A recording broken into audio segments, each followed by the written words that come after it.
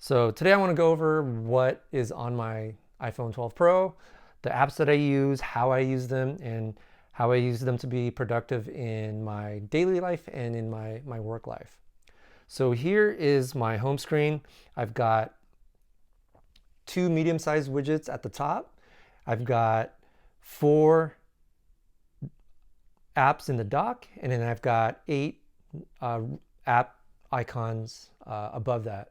So I'll go into the widgets last. Let's go over what I have in my dock. So I've got Safari, Messages, Spark for my email, and I use Tweetbot.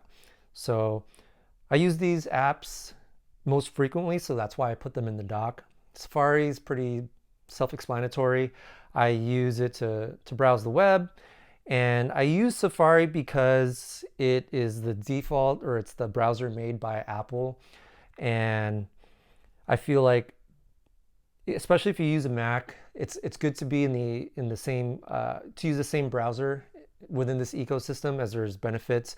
You can, any tabs that you open on your phone, I can easily access them on my Mac, so that's really nice. And none of the other browsers really interest me.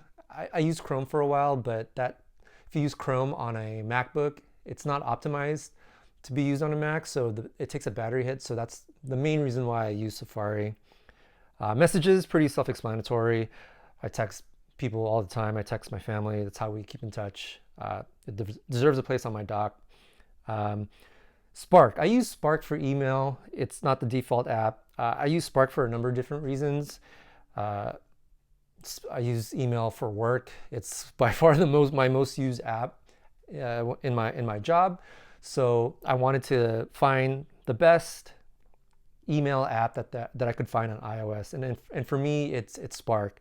And one of the things that I love about Spark is that I can snooze email messages to check later. I can choose to send later. If I work in the evening, I will catch up on emails, but I don't want to send them right away. I don't want to let people know that I'm working at 9-10 o'clock at night. I don't want it known that you can reach me, but it's a way for me to catch up and set myself up for the next day. So I like to schedule emails to be sent. So if I don't get to everything during the day, at night I'll catch up. I'll compose emails, and then I'll schedule them to be sent the next day, first thing in the morning. And just a fun fact, if someone who works with me happens to see this and they see an email come in at 7:48 exactly in the morning, chances are that I sent that last night. I mean, it's super easy to send it at like 8 a.m., like right on the dot, but I like to keep it interesting and have it sent at some uneven time. So that's really the two main reasons. Another thing I like about Spark is that they have email templates. So there's a certain, in my job function, I send out the same types of emails constantly during the day. And one of the things I like to do is use these email templates. And there are a bunch that I have put together. And if I need to follow up on a job, I just click on my follow-up email template, and I can just type in the person's name, and it's already filled with text that I've written out beforehand. I can send this to whoever I need to with the subject line and send it off. I don't have to constantly type up, hey, where are we on this project? Any updates, like multiple times a day. Just use an email template and it saves you time. And if that's something that you do constantly throughout the day, and if it saves you, say, like 5 seconds each time, all that time adds up and you end up saving yourself a good amount of time by using email templates. I use Tweetbot as my Twitter client.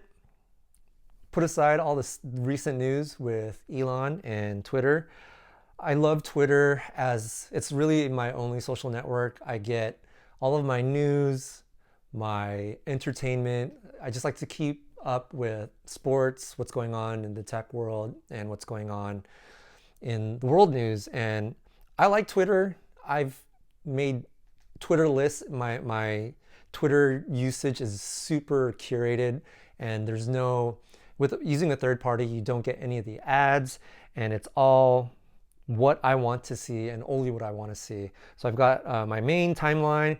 I've got I got a sports list with all these Twitter accounts that I follow that are sports related.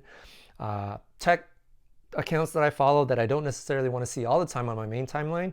I have them put off into a list. And I've also got Thread Boys. There's a subculture of Twitter accounts where they give you a lot of good, helpful advice, but they put them in thread form, which I don't really like, because once they do these threads, they're like, multiple numbers. They're really long, and I don't want that taking up my main timeline space. So I made it a separate Twitter list called Thread Boys, because I think Sam Parr and Sean Puri gave them that name, Thread Boys. So they live on their own Twitter list. So that's how I use Twitter, and I use Tweetbot as my Twitter client of choice. Now, going through some of the other apps that I use, I like to use Apple Maps versus Google Maps. I was a Google Maps user for the longest time, but I feel like Apple Maps is to the point where the directions are good, and I don't feel comfortable with Google using my information and selling that to advertisers. Apple really touts privacy, so that's the reason why I use Apple Maps. Photos, just to keep photos easily accessible. Phone, I mean, most people don't like to use the phone nowadays, but for work and for people who need to get a hold of me ASAP, they can give me a phone call. We're Apple Music family. I tried Spotify for a little bit, but we've been Apple Music subscribers ever since the service first came out. Even when they were back then known as Beats Music, we've used Apple Music. Overcast is my podcast client of choice. I listen to a ton of podcasts. I listen to tech, productivity, sports podcasts, and it's how I usually fill my commute, or whenever I'm doing a chore, walking the dog, washing dishes. I'll usually have a podcast playing, and I use Overcast for that. To go along with Overcast, I use Audible. I like consuming information, but I don't necessarily like reading, and I don't like reading books, but things tend to stick in my brain a lot easier if I listen to them, especially when I'm doing another mundane task. So going along with podcasts, I listen to books versus reading them. It's just easier for me to listen to them versus reading them. For some reason, reading, especially like long form, I tend to read, I'll retain it, but at a certain point, I'm just reading words and nothing ever sticks. It's plagued me my entire life. I can read short articles, but when it comes to like reading a book, for some reason my attention span is super short. But I like audiobooks, and I use Audible to listen to them. Things is my to-do manager. I like Things because it goes in hand with Spark. Say I need to follow up on an email, I can easily go in Spark. I hit these 3 buttons over here, and from the share sheet, I can hit Things, and it'll put it in Things as an item that I need to do, and I can set it as show it as an email, or I like to show it as a link. So when I go into Things, it shows up as a link. I click that link, and it opens up in Spark, which is a game changer for me, and it works both on iOS and on the Mac. If you click the link in Things on the Mac, it'll open up Spark on your Mac, and it'll bring you to that email so you can do whatever you need to do with that email. Probably one of the greatest productivity hacks I've discovered or come up with was to link Things and Spark. Okay, going over my widgets, I have 2 sets of widgets, both medium size. At the top, I have Fantastical. I was never really a big calendar user until I had my family on top of my work obligations. It started to be super difficult to stay on top of things. So I started using a calendar app more religiously to keep track of things that I needed to do. And Fantastical is my calendar app of choice. And I like it just because it's really nice. They have a really nice calendar widget. I can separate work and family calendar events. They also have some cool things in here like sports. So I'm a Warriors fan and a Chargers fan, so there are calendars that you can subscribe to that'll give you the schedules for your favorite team, which is pretty nice. And I can separate them. So I have my default, which kind of mixes both work, the necessary work and personal calendar events. That's my default, but I also have a separate work calendar. I have a separate personal and home calendar. And Fantastical does a great job of doing that. So I like to use them, and also use Carrot Weather for my weather app. And I don't know when I started to care about weather, but it's something that I check every day, and I just really wanted a good experience using a weather app. I know that sounds silly, but you know, what we always, oh, what's the weather going to be like? Do I have to dress warm, or is it going to rain?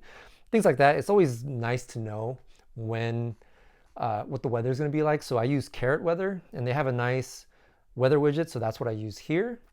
And when I don't want any of these distractions on my phone, I have a special widget that just it's basically a blank widget. So my background is black, and I've set this widget to just show black, and there's no text underneath, so that's empty too. So what you get is just like a nice empty home screen with just apps. And that app that lets you do those blank widgets is called Clear Spaces. I think it's $2 on the App Store, but I think it's super worth it, just because sometimes at the end of the day, I just don't want to see what's on my calendar for the next day, or I just don't want to see, sometimes I'll just have the weather on the home screen and I'll just leave it at that. But sometimes it's just nice to have a blank home screen, so I use Clear Spaces for that. I also have a second page of just widgets. I have my grocery list. I have YouTube. This cute little widget called Pixel Pals. It's just like a pet sitting in a widget. And so right now this guy is sleeping. It's kind of cool. I have my Tesla widget where I can, see the charge of my car, turn on the HVAC if I need to jump in the car, but it's hot outside. You can pre-cool or preheat your car, which is really, really cool. And on my third page, it's my financial page, where I have a widget that shows some of my holdings, QuickBooks, self-employed, since I'm technically an independent contractor. This one's nice because any work-related travel by car that you need to do, it will automatically calculate the miles for you for tax purposes. Venmo, E-Trade, and Ally is where I do where I hold brokerage accounts. Here's my just normal banking account. I have a business banking account. Yahoo Finance, which is kind of cool. You can tie into your different brokerage accounts, so you can see everything on one app. And I have this M1 app that I'm testing out.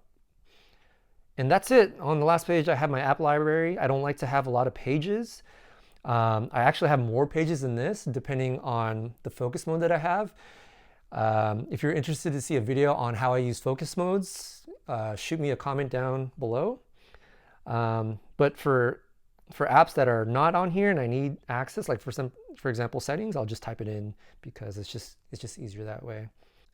So those are the apps on my iPhone 12 Pro. I hope you enjoyed it. I hope you found an app that might be useful for you. If you have any suggestions for me, just leave them in the comments below. And thanks for watching, and I'll see you guys in the next video. Peace.